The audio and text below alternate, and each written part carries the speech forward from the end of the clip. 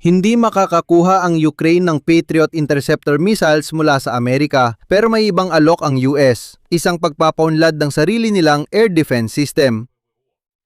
Nagbabala ang US intelligence sa Europa tungkol sa banta ng pag-atake ng Russia sa nalalapit na panahon. Noong Agosto 7, sinabi ni Donald Trump sa White House na tuluyan ng isinara ang usapan tungkol sa karagdagang Patriot missile para sa Ukraine. Walang darating na missile at sa parehong araw, nalaman na inaalok ng Washington na kompensahin ito, partikular sa pamamagitan ng magkasanib na modernisasyon ng mga lumang Soviet na missile para sa mga 300 na sistema.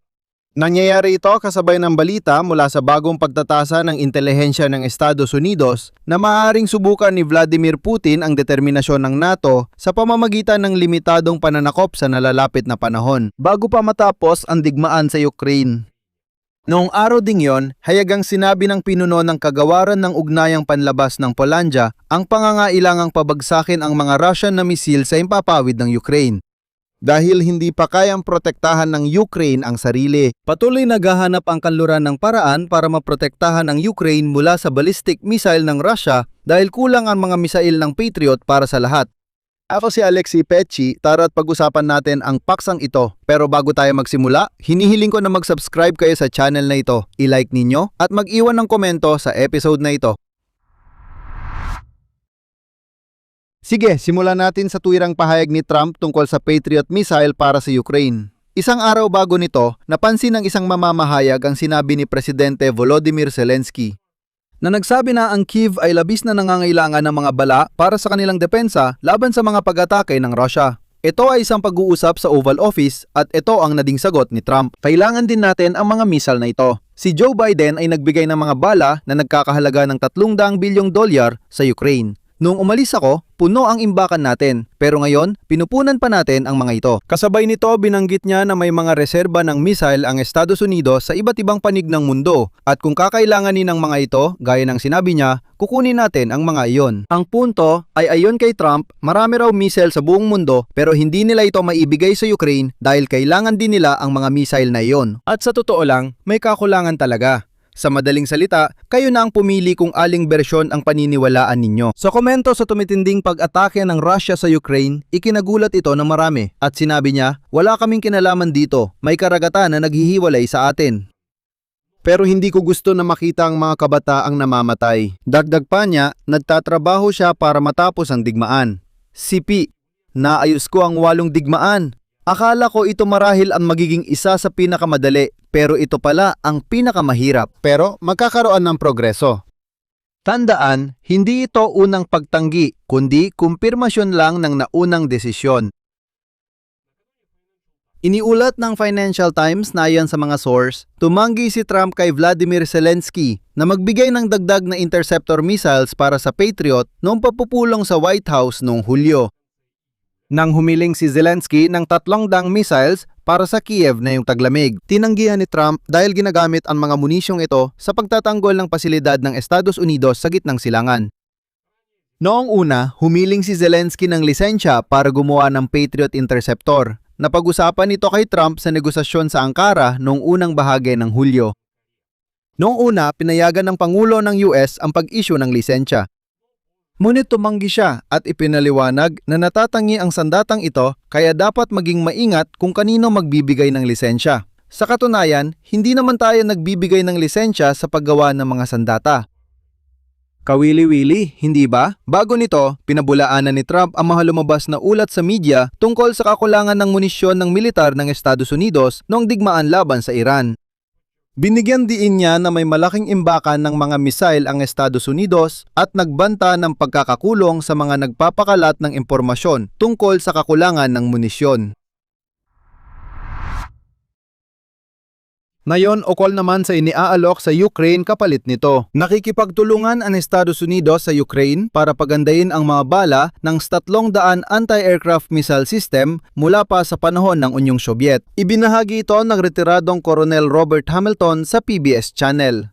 Narito ang tuwirang sipi na kanyang sinabi. Patuloy ang magkasanib na pagsisikap ng Amerika at Ukraine na nakatuon sa modernisasyon ng mga lumang 300 na missile o sa paglikha ng mas makabagong bersyon na magpapahusay sa kanilang kakayahan. Ayon sa kanya, magkakaroon na ng mga na-update na bala ang sandatahang lakas ng Ukraine bago matapos ang taong 2026 at gagawa sila ng ilang daan nito kada taon. Sinasabing sapat na raw ito para mapabagsak ang mga ballistic missile ng Russia. Hindi na bago ang konteksto rito. Noong Setyembre 2024, si dating US Defense Secretary Lloyd Austin ay dumalo sa contact group meeting para sa depensa ng Ukraine sa Ramstad. Ay naghayag na ng pahayag tungkol sa magkatuwang na paggawa ng kapalit para sa mga Soviet na anti-aircraft system na S-300 at mga air-to-air missile na R-27. 2 taon nang tumatakbo ang proyekto at ngayon mukhang papunta na ito sa huling yugto. Eksakto sa panahong lumilitaw ang alternatibong paraan, ang Patriot. Ay pansamantalang sarado pa. Kasabay nito, hindi pa rin tuluyang sarado ang usapan ukol sa teknolohiya at lisensya ng produksyon para sa Patriot. Nanawagan si kongresista ng Amerika na si Mike Turner kina Donald Trump at sa Pentagon na kumilos agad sa negosasyon tungkol sa paglilipat ng teknolohiya ng paggawa ng mga interceptor sa Ukraine. Sabi niya, papayagan nito ang Kyiv na makapagsimula ng sariling produksyon. Sa ngayon, panawagan pa lang ito at hindi pa desisyon. Inalok din ang Ukraine na gumawa ng mga misil para sa mga sistemang S-300. Kung gaano karealistikong mapalitan ng S-300 ang Patriot ay ibang usapin at dito kailangan nating maging tapat. Magkaiba talaga ang mga sistemang ito sa klase ng gawain at pansamantalang solusyon lang ang modernisadong missile para sa S-300. At hindi ito ganap na alternatibo laban sa ballistic missiles na kayang saluhin ng Patriot. Pero kinilala ni Zelensky na bumaba ng 3 beses ang supply ng air defense missiles na Ukraine mula sa kanluraning kaalyado sa unang kalahati ng 2026 kumpara noong nakaraang taon. Kaya anumang karagdagang bilang ng kahit anong interceptor ay nangangahulugan na ng mga buhay na nailigtas. Narito ang pahayag ni Zelensky. Ang pangunahing gawain ay ipagtanggol ang buhay ng ating mga tao laban sa banta ng mga misil na Ruso. Alam ng lahat ng kaalyado kung paano at ano ang may ambag nila. Ang pagiging huli ng tulong at ang pagkaantala sa paghatid ng mga anti-ballistic missile ang sanhi ng ganitong pagkasira at biktima. Binigandiin niya na may mga missile ang mga kaalyado. Ibig sabihin, ang problema ay hindi ang pisikal na kawalan ng armas, kundi ang desisyon kung ipapasa ito o hindi. Maaring nagalangan ang mga Europeo na ipasa ang interceptor missile dahil natatakot sila na baka sila mismo ay salakayin ng Russia sa lalong madaling panahon.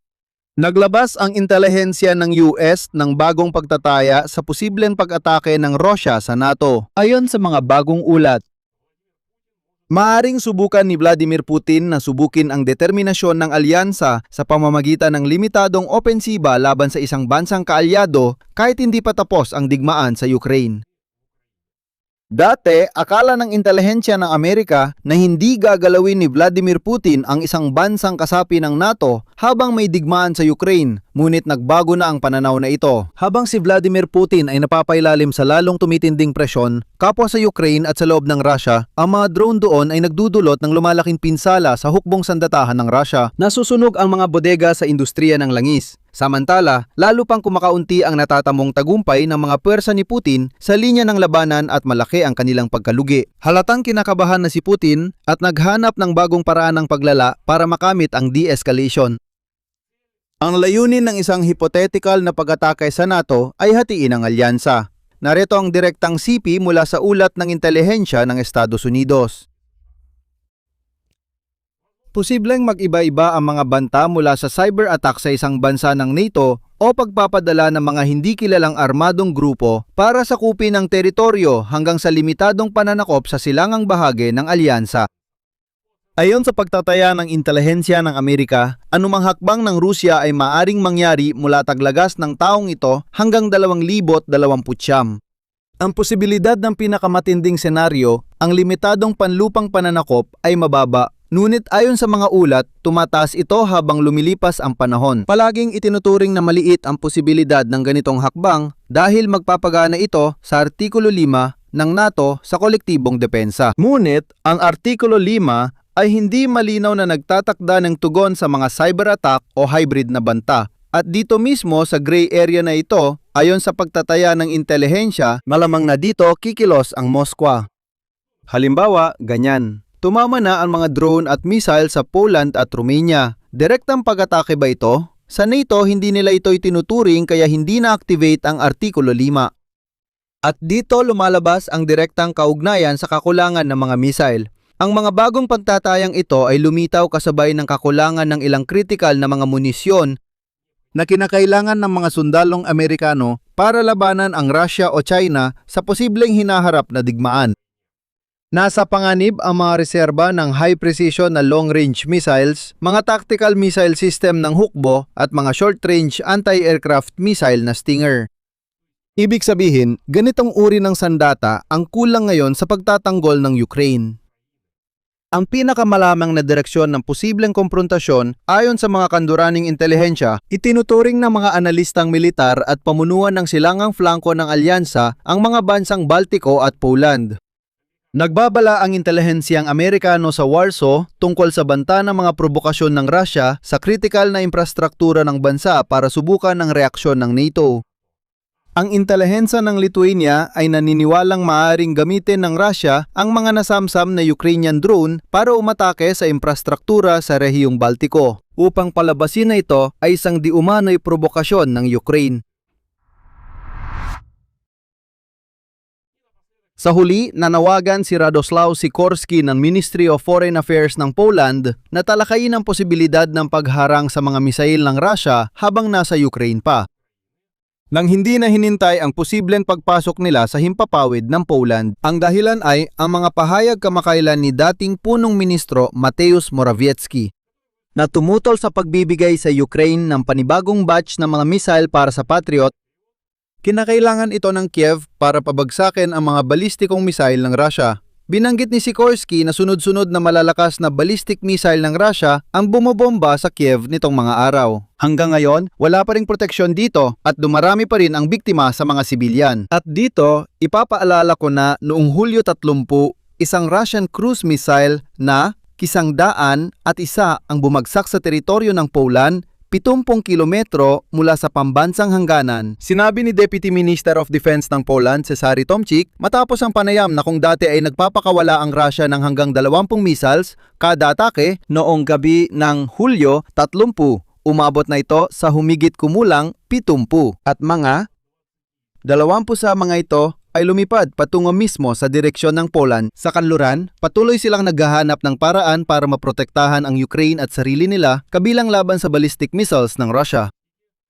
Pero lalo lang nito ang pinapakita na ang Ukraine mismo ay dapat agad na paunlarin ang sarili nitong depensang antibalistiko.